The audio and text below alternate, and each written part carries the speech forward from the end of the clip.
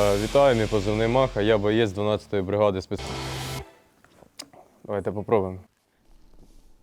Радіостанція.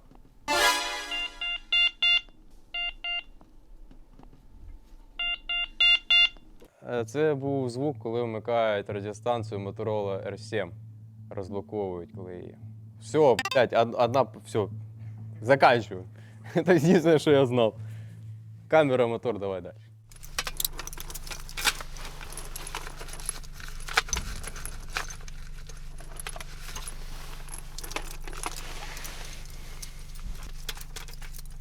Ну, чую заряджання магазину, чую боєприпаси. На мою думку, це хтось заряджає магазин, а на задньому фоні у нього працює генератор. Це заряджають ПКМ.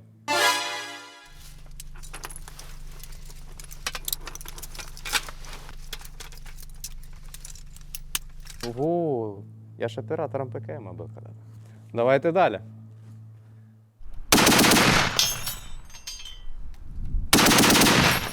Это стрельба с ПКМ. Нет? В смысле?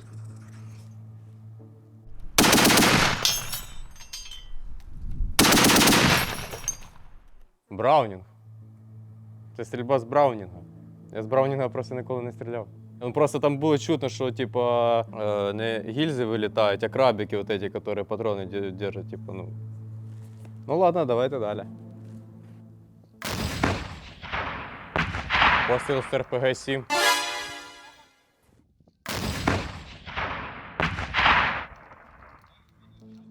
Я просто теж гранатометчиком був, я знаю. Я шарю.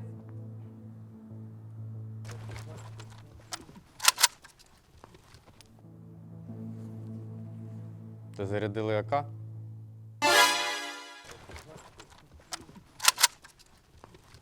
Калаші були ще такмачка. А потім вже почали видавати С7, після С7 почали комплектувати ЮАР-15 і кальтами М5, наскільки я пам'ятаю. Дуже цікаво таке, у нас калашів просто давно вже немає. Далі.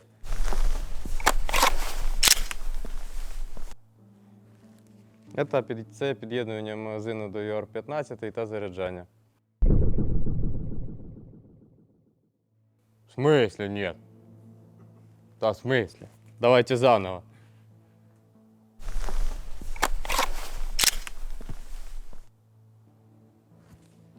Це не магазин в шахту патрон в патронник, ні? І це не ЮАР-15. Ні? Це ж, а що це? Це пістолет. Фор 20. Який ПМ? Тобі ж це коротка зброя, але яка питання? Ну. Глок? Да я его в руках только на штабе у кого-то видел. Где мой глок, командир? Командир, якщо ти будеш це дивитися, і ти ж знаєш, що твій боєць тільки що не узнав, як зводиться глок 19, то, пожалуйста, ну, ту проблему треба якось вирішити, там, нагородити бійця, щоб він як мінімум знав. Все, давайте далі.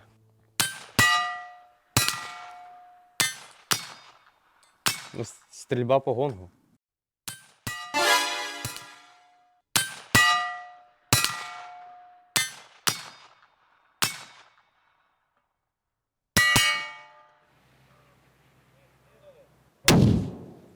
Взрив гранати?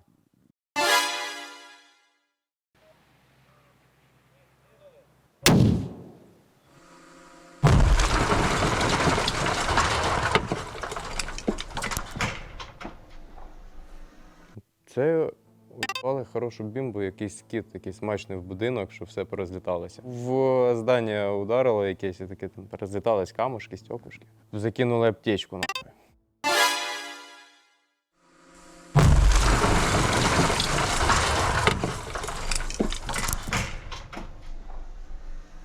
О! Та, у мене скільки? 6 аптечок по 3 кілограми, і одна десь на 7 була.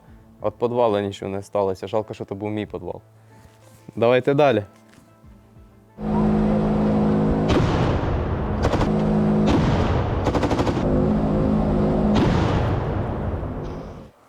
Це робота БТРа? Так, давайте проаналізуємо. У нас чутно техніку. Це гусянка. І якщо це у нас гусянка, то це М113 з Браунінгом, ні?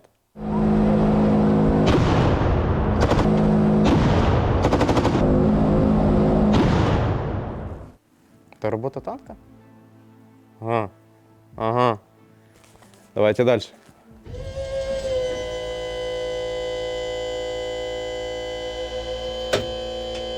Звук открытия аппарели або закрытия кирпи.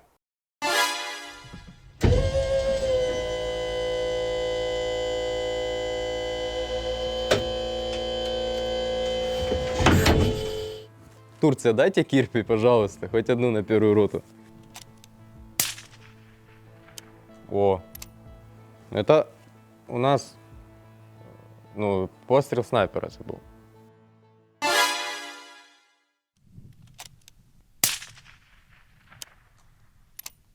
Болтова снайперка. Одиночний постріл з глушником. 308 калібр, так. У мене взводник був снайпером, тобі ж трохи розуміємося в цій справі.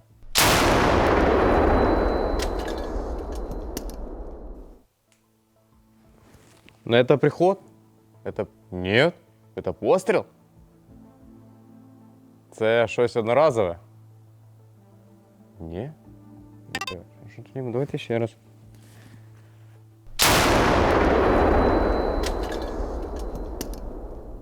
Ще раз.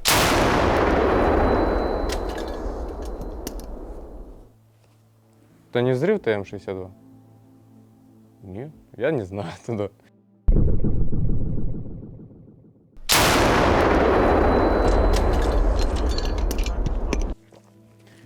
СПГ ми тільки знаємо, як прилітає. А як виходить, ми не знаємо. Ми в лісі так це СПГ любили. Іменно приход СПГ ми знаємо лучше, ніж виход. Давайте далі.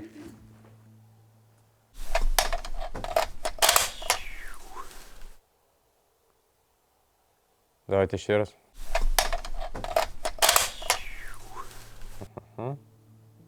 Або це під'єднання коробу, або під'єднання магазину. А ну давайте ще раз. А, це не пластмасовий макпуловський, це цей алюмінієвий такий магазинчик. AR-10 і 308 калібр, під'єднання магазину на 10 боєприпасів там.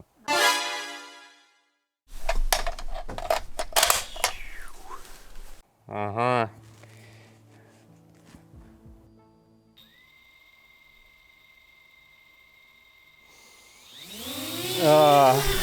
Цей звук краще навіть би не вмикали. Це взльот Мавіка. Вполне возможно, що це просто взльот FPV, да?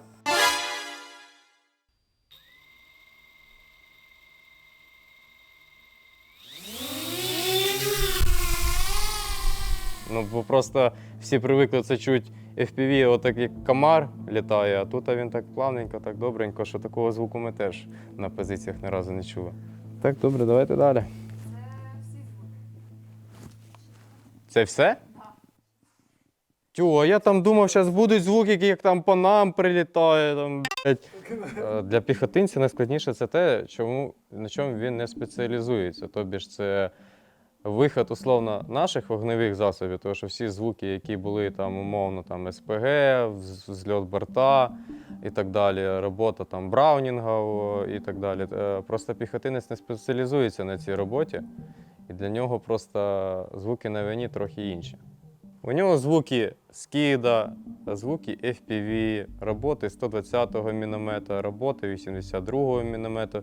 В лісі ми застали часто роботу РСЗО. Зараз дуже знайома піхотинцю приліт каба. Ну і так в загальному майже всіх озброєнь, що знаходяться в ресурсі у противника, тобі ж іменно от приход піхотинцю більш знайомий, ніж виход і так далі. Найнеулюбленіший звук піхотинця – це в 100%. Це на даний момент це робота FPV-дронів. Просто це. А найприємніший звук для піхотинця – це або звук нашого вампіра, який прилетів, скидує нам їжу, або звук Кірпі, або М113, яка приїхала, відкриває апарель, вас забирає, везе додому. Оце, мені здається, такі найкращі звуки на війні. О, звук доща це просто, ну, я не знаю, дощ зараз кожен любить до такої степені. Дощ, сніг, вітер, просто все. Тільки не сонце, тільки не хороша погода. Такі погані погодні умови, це означає, що ми можемо пересуватись, зайти з точки А в точку Б, або нас просто ніхто не буде чіпати.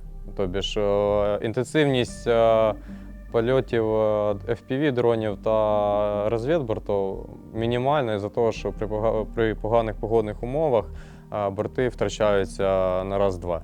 І там уже у нас починається війна як війна, піхотинець на піхотинця. В інших реаліях, коли у нас погода добра, то там зовсім не така вже війна починається. Там просто на виявлення та на повноцінне знищення, без контактів, без нічого. Дуже часто те, що тригерить, коли ти їдеш в машині і проїжджаєш оцей, як називається, цей контроль, що блимає постійно і фотографує лиця. І оце воно ввечері, як ти починаєш їхати, воно як тебе починає блимкати, і в тебе оці вспишки всі, перед очима. От умовно після першого поранення я пам'ятаю просто вспишку і все. І темнота. І точно так же ти ввечері, вночі їдеш, у тебе оці вспишки, у тебе починаються флешбеки або щось іще. Робота ППО те саме вночі, типу, начебто ти розумієш, тобі нічого не буде, типу, а якщо буде, то ти нічого не відчуєш. Але доволі неприємно. О, храп побратима. Ну, вдень то півбіди, але вночі це доволі проблематично, тому що, так як умовно, як я, людина з одним лише цілим вухом справим, і ти намагаєшся акцентувати увагу, типу, що довкола тебе відбувається, а там десь ззаді лежить бульдозер, там сни файні бачить. То ну, в лісі, там десь, я пам'ятаю, що тільки підходиш до бліндажа, і там одразу було чутно, як у нас там один сержант хорошо заспівував пісеньку, що так метрів 20, ну ти вже чуєш, що там уже хтось є. Да, храп на війні вбиває. Сукупність всіх факторів, всіх контузій і 2 поранень. Невикористання активних наушників на полігоні теж підбило трохи слух. Тож користуйтеся активними наушниками і ваші вушка будуть цілі. Так, війна, що сказати.